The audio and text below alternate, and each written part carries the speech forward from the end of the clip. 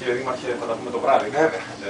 Θα μου επιτρέψετε να ευχαριστήσω μέρους του αρχηγείου στόλου και του αρχηγού στόλου που είναι εκπρόσωπος σήμερα εδώ στα Μιαούλια. Να σας ευχαριστήσω καταρχήν για την φιλοξενία. Παρεκκλίνοντας από το πρωτόκολλο, θα δώσω σε εσάς ως υποδεσπότης αργότερα το βράδυ να εκδώσω ένα αναπιστικό για να θυμάστε την επιβίβαση σας και την επισκέψη σας στο Ύδρα με την ευκαιρία των Μιαούλιων 2012,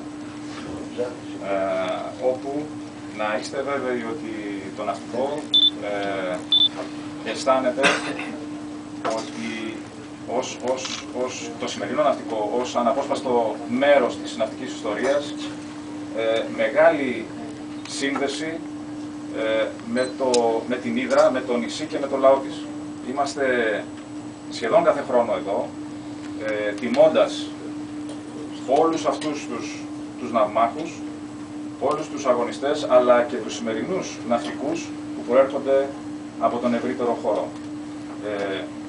Ήθελα λοιπόν να σας εκδώσω αυτό το αναμνηστικό, να σας ευχαριστήσω για την επίσκεψή σας, για να θυμάστε την σημερινή εκδήλωση. Σημερινή μέρα. Ευχαριστώ πάρα πολύ. Ευχαριστώ πάρα πολύ. Να έχετε υγεία, καλά ταξίδια.